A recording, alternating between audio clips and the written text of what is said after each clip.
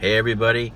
Hey, I wanted to do a little video about me, a little explaining about my history, because I get a lot of people contacting me believing that I am a former member of the military because, you know, my arm, and on my Twitter it says I'm a one-armed warrior. Well,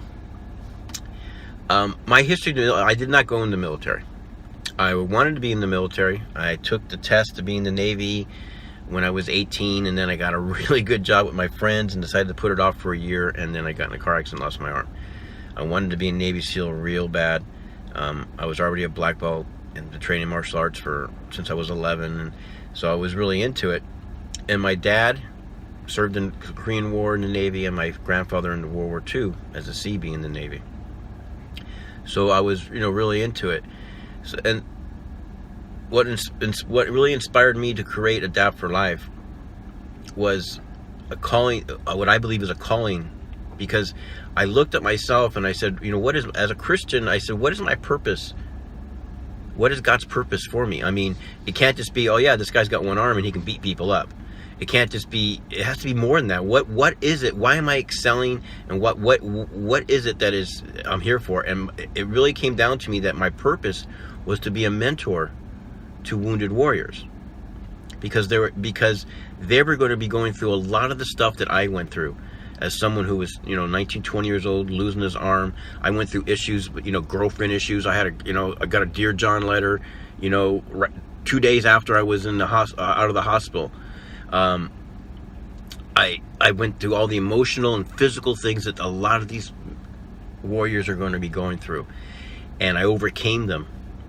And so to me, my mission, besides being a Jeet Kune Do instructor and promoting and teaching the philosophies and teachings of Dan Inosanto and Bruce Lee, was for me personally to mentor wounded warriors through my life story and my Adapt for Life philosophies. And that was my way of giving back to my country and to the men and women that have fought and sacrificed for my freedom, for my family's freedom, for my friends' freedom, from everyone in this country, for everyone in this world's freedom.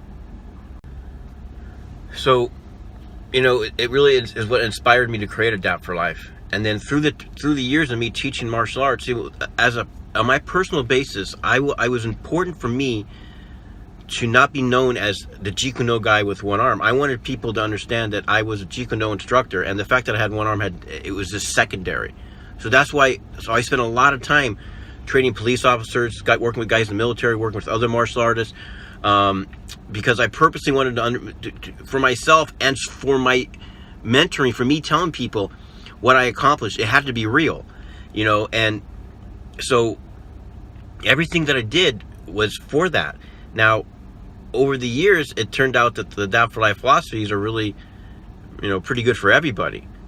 It's so even though the concepts of them came from my wanting and my desire to give back to the wounded troops, and for me to kind of write down and figure out what it was that I was doing that made me successful.